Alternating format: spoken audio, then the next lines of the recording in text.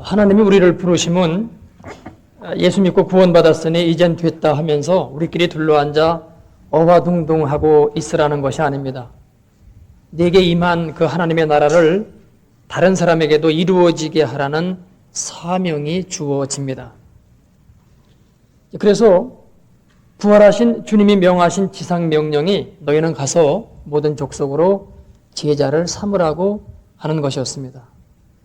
그래서 사도행전을 보면은 초대교회에 성령이 임하여 하나님의 나라가 이루어졌을 때에 그것이 너무 좋아 자기들끼리만 어화동동하고 있으니까 하나님이 핍박을 보내시어 그들을 흩어지게 하시면서 복음을 전하게 하셨습니다. 그래서 하나님이 우리를 부르심은 당신의 일을 맡기기 위해서입니다. 그런데 문제는 우리들 자신을 돌아다볼 때에 나는 그만한 존재가 못 된다고 여겨진다는 점입니다. 우리는 다 생활에 바쁩니다. 또 세상적으로 관심이 가는 일도 많습니다. 뿐만 아니라 우리들 자신을 돌아볼 때마다 늘 느끼는 것은 언제 내가 말씀을 제대로 따라 살았나 하는 생각입니다. 그래서 우리는 늘 정죄감 속에 있고, 그래서 결국 나는 안 된다고 하는 자괴감 속에 나도 모르게 스스로 빠져 있는 것이 바로 우리들의 실상입니다.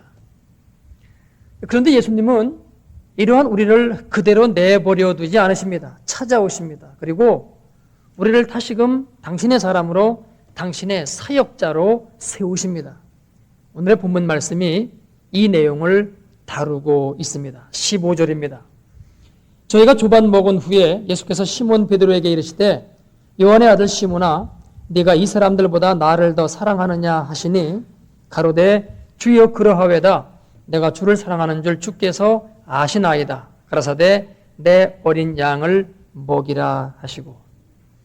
여러분, 지금 이 본문의 내용을, 그 배경을 지난주에 우리가 설교를 생각하면서 다시 한번 생각해 보시죠. 베드로와 그리고 제자들이 고기를 잡으러 밤에 바닷가로 나갔습니다. 밤새껏 고기를 잡았는데 한 마리도 잡지 못했다고 성경은 기록하고 있습니다. 근데 주님이 오셔서는 그물을 오른쪽에 던지라고 하시니까 그물이 찢어질 정도로 성경에 의하면 153마리가 잡혔습니다. 그때 그들의 눈에 주님의 모습이 보입니다. 그들이 뛰어나왔을 때에 주님은 숯불을 피워놓고 떡과 고기를 굽고 계셨고 제자들에게 그것을 주었습니다.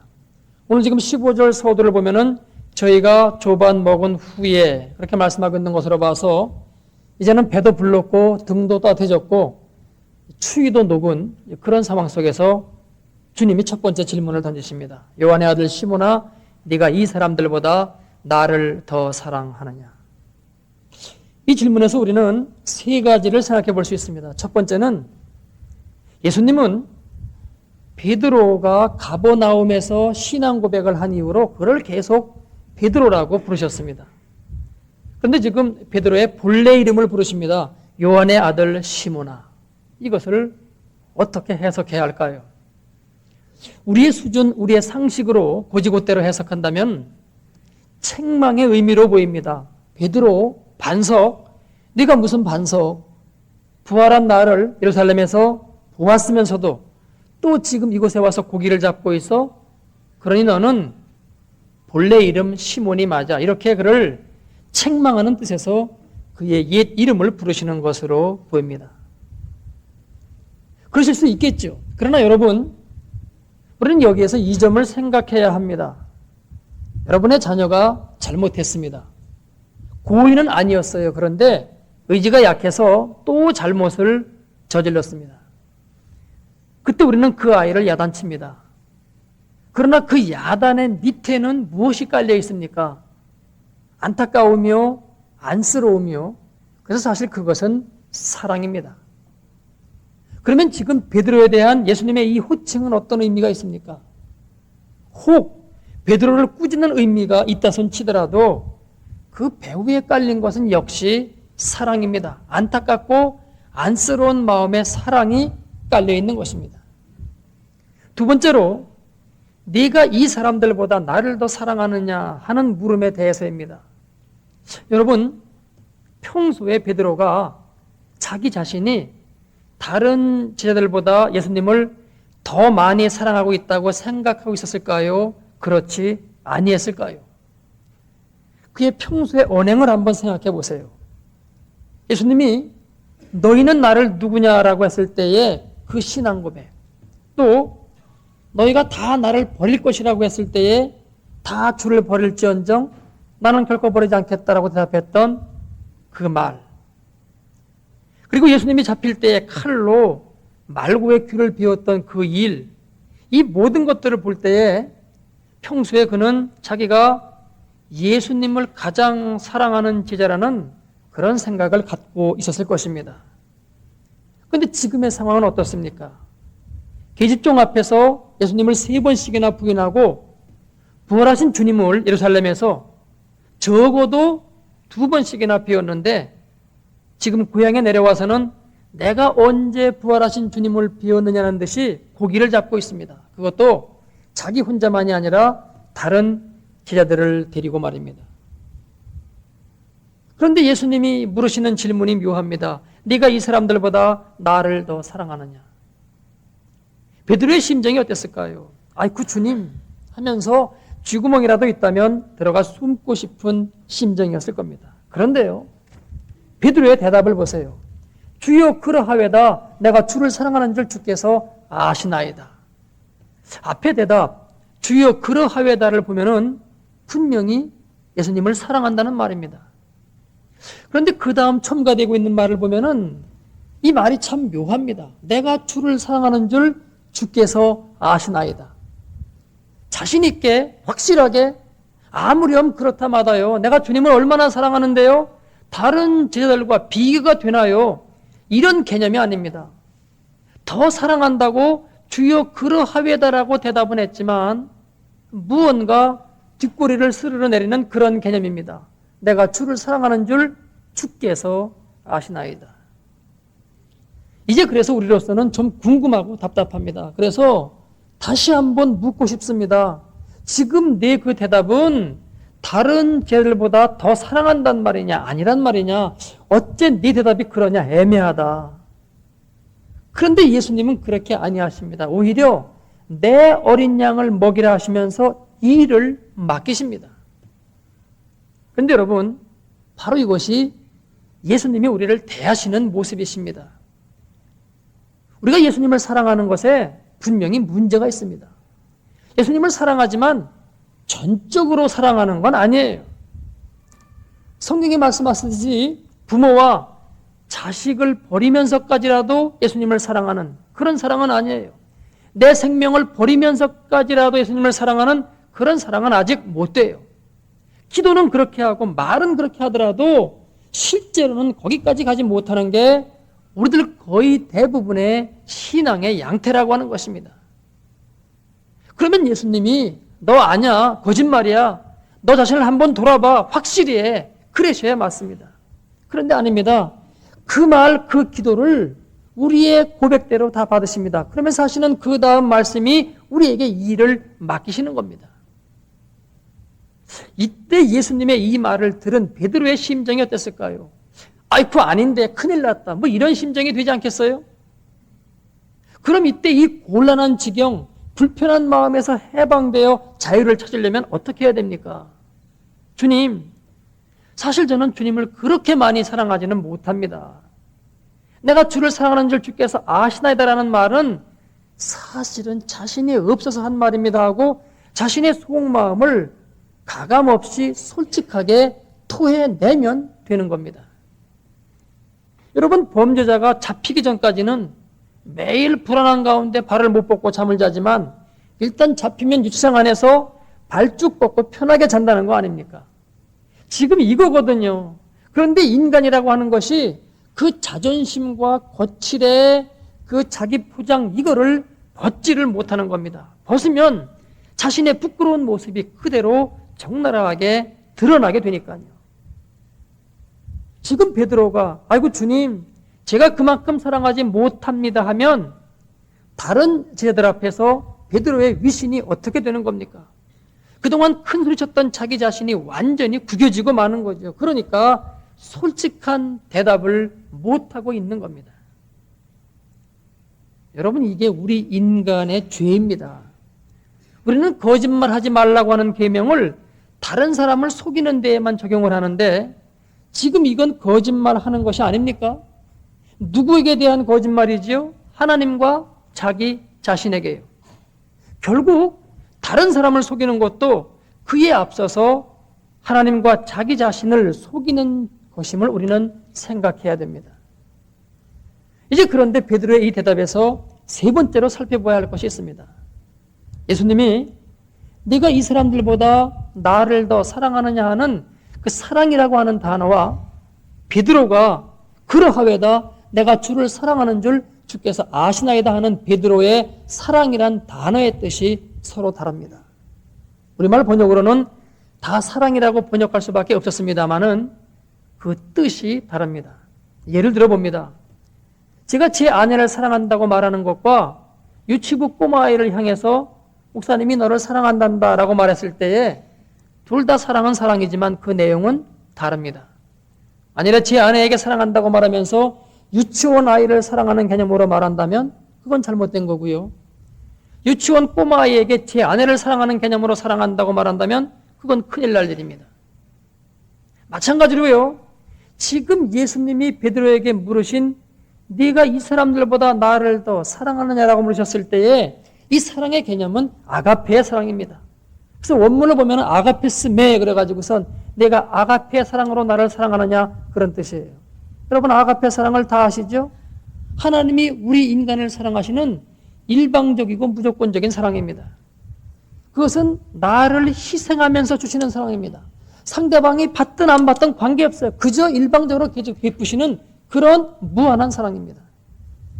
그런데 베드로가 그러하외다 내가 주를 사랑하는 줄 주께서 아시나이다 라고 했을 때 그 사랑은 필레오의 사랑입니다. 여러분 필레오의 사랑이라고 하는 것은 친구 간의 사랑 정도로 이해하시면 됩니다. 수평적인 사랑이고요. 그래서 관계적인 사랑입니다. 우리가 우정이 아무리 깊다고 한들 상대방이 다른 쪽으로 나오기 시작하면은 우리의 마음이 바뀌는 것입니다. 그리고 그 우정은 깨어지는 것입니다. 그러니까 이것은 제한적인 사랑이 되고 있는 겁니다. 참고적으로 성경에 두 개의 사랑이라는 단어가 더 나옵니다. 하나는 스톨게라고 하는 그런 것입니다. 우리가 보통 하나님의 사랑을 비유할 때에 부모의 자식에 대한 사랑으로 비유합니다.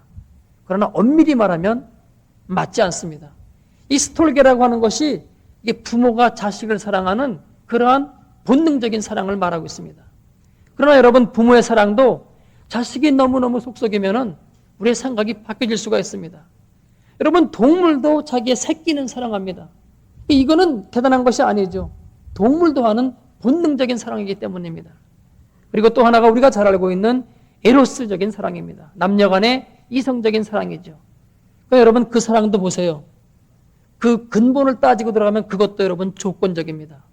그래서 우리가 사랑할 적엔 굉장한 것 같습니다만은 정말 사랑하는 것 같습니다만은 그 사랑이 식어지기 시작하면은 그거는 진정한 사랑이 아닌 것을 발견하게 되는 겁니다. 지금 본문에서 예수님이 아가페 사랑으로 네가 나를 다른 지혜들보다 더 사랑하느냐고 물으셨을 때에 베드로는 양심의 가책을 느끼는 겁니다. 그러나 솔직하게 자기 자신을 토해낼 용기가 없습니다. 그렇다고 아가페 사랑으로 사랑한다고 답할 수도 없는 거죠. 그거야말로 분명한 거짓말이 되고 마니까요. 그러니까 반은 솔직하면서도 반은 자기 자신을 세우는 대답이 바로 필로의 사랑으로 주님을 사랑한다고 하는 이 대답입니다. 그런데 여러분 반은 믿고 반은 안 믿는 것은 안 믿는 것입니다. 반은 깨끗하고 반은 더러운 것은 더러운 것입니다. 반은 자기 자신을 그 죄를 드러냈지만 반은 감추는 것은 실은 감춘 것입니다. 이것이 영적 세계의 원리입니다. 왜냐하면 주님은 우리를 향해서 하늘에 계신 너희 아버지처럼 온전하라고 말씀하셨기 때문이죠. 그래서 이처럼 반쪽짜리 신앙에 머무를 때에 사람은 갈등하게 됩니다. 이 반을 마저 내놓아야 하나 아니면 내어놓은 그 반도 도로 걷어들여서 감춰야 되나. 우리의 속은 이렇게 계속 갈등하게 됩니다. 여러분 이때 어떻게 자유가 옵니까? 내어놓아야 되는 겁니다. 도로 걷어들여서 감추면은요, 그때는 다시 내어놓기가 더 어려워집니다. 이제 내놨다가는 다시 감추었던 그 부끄러운 부분까지 또 드러나게 되기 때문입니다. 여러분, 다윗을 아시죠? 그가 밧세바로 인해서 범죄했습니다. 근데 그 죄를 숨기려고 하니까 나중에는 그 남편까지, 우리아까지 죽이는 죄까지 범하게 되는 것입니다. 여러분, 바로 이것이 우리들의 문제입니다. 이 예수님이 하시는 모습을 좀 더 보시죠. 두 번째로 다시 물으십니다. 16절입니다. 또 두 번째 가라사대 요한의 아들 시몬아 네가 나를 사랑하느냐 하시니 가로되 주여 그러하외다. 내가 주를 사랑하는 줄 주께서 아시나이다. 가라사대 내 양을 치라 하시고, 다시 네가 나를 사랑하느냐 하고 물으시는데 이번에는 그 강도가 좀 낮습니다. 첫 번째 질문은 이 사람들보다 나를 더 하고 물으셨습니다. 그런데 지금 두 번째 질문은 이 구절이 빠집니다. 그냥 네가 나를 사랑하느냐 이렇게 물으시는데 이것도 아가페의 사랑으로 물으십니다. 왜 그러셨을까요? 네 대답을 들어보니까 네가 이 사람들보다 나를 더 사랑하지 못한다는 뜻이구나. 그러면 다시 묻는데 나를 향한 너의 사랑이 아가페의 사랑이냐 하시는 겁니다. 여러분, 자기 속에 있는 죄악은 하나님 앞에 진솔하게 내어놓기 전까지는 절대로 평안이 없습니다. 자유함이 없습니다. 그래서 영적인 기쁨이 없습니다. 그런데 이 죄악은 지적해서 찔러갈 거는 절대로 내어놓지 않습니다. 자기 자신을 죄인이라고 고백하지 않습니다. 사랑으로 대할 때만, 그래서 그 사랑이 그 사람의 심령 속에 들어올 때 회개케 되는 거고요. 영혼 속에 들어갈 때에 성령 충만케 되는 겁니다. 우리가 부흥회 같은 경우에서 강사 목사님들이 죄를 지적하고 죄를 탓하는 경우가 있습니다. 그럼에도 불구하고 거기에 사람들이 회개하는 역사가 일어나는 것은 그 목사님의 마음속에 하나님에 대한 불같은 사랑과 회중들에 대한 불같은 사랑의 마음이 있기 때문에 겉으로는 지적하고 꾸짖고 합니다마는 그 속에서 역사하시는 그 사랑의 마음 때문에 성령께서 그 가운데 역사하게 되는 겁니다. 그래서 지금 이 상황은 겉으로 보기엔 예수님이 베드로를 야단치고 정죄하는 것처럼 보이지만 아닙니다. 끊임없는 긍휼과 사랑의 마음을 갖고 베드로에게 다가가고 계신 겁니다. 그리고 그 사랑 앞에 베드로의 마음이, 죄악이, 거짓이 한꺼풀 한꺼풀 벗겨지고 있는 겁니다. 지금 주님이 베드로에게 매서운 눈초리로 말씀하고 계실까요? 아니죠. 연민과 사랑이 가득한 눈빛으로 묻고 계신 겁니다. 네 생각에는 내가 나를 아가페의 사랑으로 사랑한다고 생각하느냐? 이에 대한 베드로의 대답이 앞의 것과 똑같습니다. 주여 그러하여다 내가 주를 사랑하는 줄 주께서 아시나이다. 역시 필레오의 사랑으로 대답하므로 긍정 반, 부정 반의 대답을 합니다. 주님을 사랑하는 건 사실입니다만 아가페의 사랑은 못됩니다. 그저 제 분수껏밖에는 주님을 사랑하지 못합니다. 이런 뜻이죠. 그래서 이제 이만하면 답이 된 것 같습니다. 베드로가 예수님께 솔직하게 자신의 입장을 아뢰었다는 생각이 듭니다. 거짓된 꺼풀을 다 벗은 것 같습니다. 그런데 아닙니다. 베드로의 이 두 번째 대답에 다시금 내 양을 치라고 말씀하신 예수님이 세 번째로 또 물으십니다. 17절입니다. 세 번째 가라사대 요한의 아들 시몬아 네가 나를 사랑하느냐 하시니 주께서 세 번째 네가 나를 사랑하느냐 하심으로 베드로가 근심하여 가로되 주여 모든 것을 아시오매 내가 주를 사랑하는 줄을 주께서 아시나이다. 예수께서 가라사대 내 양을 먹이라. 여러분, 이때 베드로의 대답은 아마 울부짖음이었을 것입니다. 주님, 제가 말씀드리지 않았습니까? 아가페 사랑이 못 된다고요. 필레오의 사랑이라고요. 그런데 또다시 세 번째 물으시면 내가 어떻게 하란 말입니까? 이런 울부짖음 속에 근심하며 대답을 했을 것입니다. 그래서 어찌 보면 예수님이 너무하신다는 생각이 듭니다. 아니 어쩌면 이렇게 베드로의 숨통을 조이실까? 그러나 여러분, 이것은 베드로의 숨통을 조이는 사건이 아닙니다. 베드로를 정말로 당신의 참된 제자로, 참된 사역자로 만드시는 과정입니다. 여러분, 사역의 본질은 사랑에 있습니다. 우리가 복음을 전파해서 예수를 믿게 하였으면 그를 어떤 사람으로 만든다는 겁니까? 하나님의 사랑의 사람으로 만든다는 겁니다. 그런데 지금 우리 한국교회 지금 문제는 어디에 있습니까? 예수님을 믿는다고 신앙 고백했으면 그것으로 되는, 거기로 만족하는 점, 거기에 우리의 잘못이 있습니다. 그러니까 사건만 터지면 전부 기독교인이 지금 그 중앙에 끼어 있는 것입니다. 또 어떤 일이든지 우리가 하나님의 일을 한다고 할 때 거기에 무엇이 반드시 있어야 됩니까? 하나님의 사랑이 있어야 됩니다. 이것이 없을 때 그것은 하나님의 일이 아닌 인간의 일로 전락하고 말게 됩니다. 그래서 사도 바울이 고린도전서에서 하나님의 나라는 말에 있지 아니하고 능력이 있다고 했을 때에 그 능력이 어디서 나오는 겁니까? 사역자에게 임한 하나님의 사랑으로부터 나옵니다. 하나님의 마음이 있는 사람, 하나님의 사랑의 마음이 있는 사람에게서 성령의 능력이 나타나게 되는 겁니다. 그러면 여러분, 이 하나님의 사랑의 마음은 어떤 사람에게 임합니까? 자기 자신에게 하나님의 이 사랑의 마음이 없음을 알고 애통하는 자, 그래서 간구하는 자에게 임합니다. 그때 그에게 임하는 것이 성령 충만입니다. 그리고 성령 충만은 곧 하나님의 사랑이 충만한 것이 되는 것이죠. 그래서 이를 위해서 지금 예수님이 하고 계신 방법이 사랑으로 베드로에게 다가가시는 것입니다.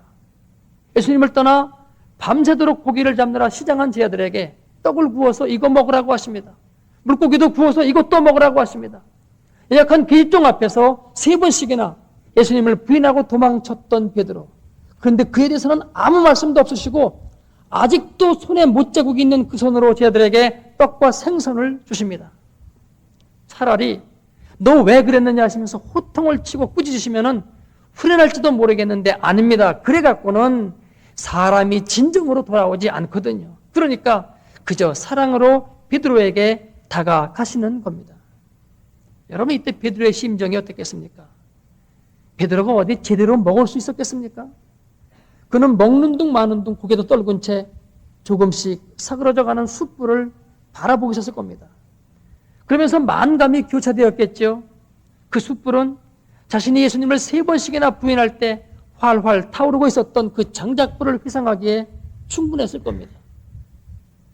그런데 예수님은 야단을 치는 것이 아니라 사랑이 가득한 눈빛과 음성으로 네가 나를 사랑하느냐 하고 3번씩이나 물으십니다. 마치 그것은 자기가 3번씩이나 예수님을 부인했던 것을 생각나게 했을 것입니다. 그렇다면 내가 주를 사랑한다고 대답할 때 베드로가 사실은 속으로 얼마나 울었겠습니까? 그런데 예수님이 이런 가운데 있는 베드로를 그의 옛 이름인 시몬으로 부르셨습니다. 이것은 이런 뜻이었을 것입니다. 베드로야, 네가 나를 부인하였던 그 실수는 내가 아니야.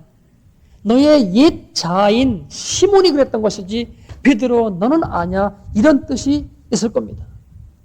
그리고 예수님이 3번씩이나 너는 네가 나를 사랑하냐고 물으셨던 것도 베드로의 잘못을 추궁하는 것이 아니라 내가 너를 이만큼이나 사랑하고 있단다 하는 것을 나타내 보여주고 계신 것입니다. 여러분, 예수님이 3번째 질문하였던 네가 나를 사랑하느냐라고 했을 때 그 사랑은 아가페가 아닌 필레오였습니다. 결국 그 질문은 그래, 네가 나를 필레오의 사랑으로 사랑한 것을 내가 받으마. 그래, 시몬인 네게 아직도 필레오의 사랑이 있어. 그러니 너 자신에게 낙심하지 마, 실망하지 마. 이제는 곧 다시금 베드로가 되어서 아가페의 사랑을 갖게 될 터이니 걱정하지 마. 이런 뜻을 지금 베드로에게 전하고 계신 것입니다. 여러분, 우리 자신을 볼 때 낙담되시죠? 맞습니다. 저도 그렇습니다. 그것이 우리의 현실입니다. 우리가 언제 그렇게 예수님을 사랑했습니까? 그런데 중요한 것은요, 나 자신의 현실을 정확히 직시할 때에 우리에게 하나님의 사랑이 다가옴을 볼 수 있다는 것입니다. 베드로가 자신이 다른 제들보다도 예수님을 더 사랑하는 줄로 계속 착각하고 있었다고 하면은, 또 자신이 예수님을 아가페 사랑으로 사랑하고 있다고 착각하고 있었다고 하면은 그는 예수님의 음성을 들을 수 없고 그 모습을 볼 수 없고 그 사랑을 느낄 수 없었습니다. 그러나 자신의 자아가 완전히 무너져서 내가 정말 엉터리였구나 하는 것을 알게 될 때에 비로소 그분의 모습이 보이고 그 음성이 들리고 그분의 사랑이 느껴졌던 것입니다. 20세기의 가장 탁월한 영성신학자 가운데 한 분인 제가 존경하는 힐리 나우엔이라고 하는 분이 이런 말을 했습니다. 너는 내가 사랑하는 사람이야. 내 은총이 내게 있어. 자꾸 이렇게 말하는 세미한 소리가 있습니다. 이 소리야말로 우리가 귀 기울여 들어야 할 음성입니다. 그러나 이 음성을 듣기 위해서는 특별한 노력이 필요합니다. 고독할 필요가 있습니다. 침묵할 필요가 있습니다. 듣고자 하는 강한 의지가 있어야 됩니다. 그리고 자기 자신을 부인해야 합니다. 그때 우리에게 내가 너를 사랑한단다, 내 은총이 지금 내 위에 있단다 하는 그분의 음성이 들려옵니다. 여러분, 지금 예수님이 베드로가 기고만장한 상황 속에서 아무리 내가 너를 사랑한다고 하셨어도 베드로에게는 예수님의 그 사랑이 전달되지 않았을 것입니다. 겉으로는 주님 저를 사랑하시니 감사합니다 하고 응답했겠지만 그것은 말로 받는 것이지 실제로는 예수님의 사랑을 느끼지 못했을 거란 말입니다. 왜요? 자기 자신을 모르고 있기 때문입니다. 그래서 예수님이 지금 그에게 다가오사 당신의 사랑으로 그의 본질을 보게 하십니다. 그래서 자신이 죄인임에도 불구하고 주님이 사랑하심을 느꼈을 때에 그때 비로소 베드로도 사랑의 사람이 되어서 예수님의 진정한 사역자가 되기 시작합니다. 물론 이것은 사도행전 2장에 성령이 임하고 나서 일입니다만은 지금 주님은 그 전에 그 정지 작업을 하고 계신 것이죠. 그리고 사역자가 충성해야 할 수준, 그 기준은 주님이 나를 위해 대신 죽으신 그 선입니다. 이것을 요한은 18절로 19절에서 예수님의 말씀과 함께 이렇게 기록하고 있습니다. 내가 진실로 진실로 내게 이르노니 젊어서는 내가 스스로 띠띠고 원하는 곳으로 다녔거니와 늙어서는 네 팔을 벌리리니 남이 내게 띠띠우고 원치 아니하는 곳으로 데려가리라. 이 말씀을 하심은 베드로가 어떠한 죽음으로 하나님께 영광을 돌릴 것을 가리키심이로라. 이 말씀을 하시고 베드로에게 이르시되 나를 따르라 하시니 주님은 우리를 당신의 뒤를 따르도록 부르셨습니다. 그래서 주님의 일을 감당하게끔 하기 위해서 부르셨습니다. 그리고 주님의 뒤를 따르는 사역자의 궁극적인 모습은 예수님의 뜻을 따른 죽음에서 나타납니다. 베드로는 결국 예수님을 위해서 십자가 위에서 순교하였는데 전에 내려오는 말에 의하면 나 같은 사람은 예수님처럼 십자가에 바로 달려 죽을 자격이 없다고 하면서 십자가에 거꾸로 달려 죽었다고 합니다. 여러분, 하나님의 사랑을 받는다는 것은 궁극적으로 이와 같은 하나님의 사랑의 본질 속에 다른 사람을 위해서 내 생명을 내어놓는 수준의 삶을 사는 것을 의미합니다. 우리 중에 과연 누가 주님 가신 이 길을 갈 것입니까? 그러나 이 길만이 길이요 또한 여기에만 하나님의 사랑이 있습니다. 그리고 지금 주님은 우리를 사랑하시면서 이 사랑을 우리 가운데 부어주고 계십니다. 그 사랑을 온전히 받는 저와 여러분이 될 수 있기를 바랍니다. 기도하겠습니다.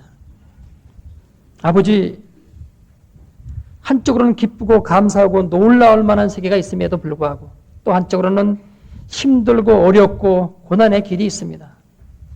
십자가의 이 두 가지 길이 다 있는데 우리는 쉬운 길만 택하고 받을 것만 받고 누릴 것만 누리려고 하고 있지는 않는지요. 주님이 우리를 구원하신 것은 우리로 하여금 주님 가신 그 길을 가게끔 하기 위해서 부르셨습니다. 주님 원합니다. 우리의 힘으로는 안 됩니다.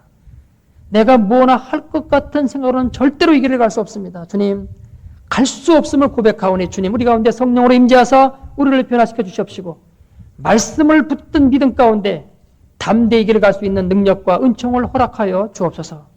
성령의 힘으로, 성령의 능력으로, 성령의 함께 하심으로 아니하고는 우리가 결코 주님 가신 이 길을 갈 수 없사오니 주여 우리 교회 가운데 성령이 임재케 하사 우리 모든 교우들이 이 길을 갈 수 있도록 인도하여 주옵소서. 예수님의 이름으로 간절히 기도드리옵나이다. 아멘.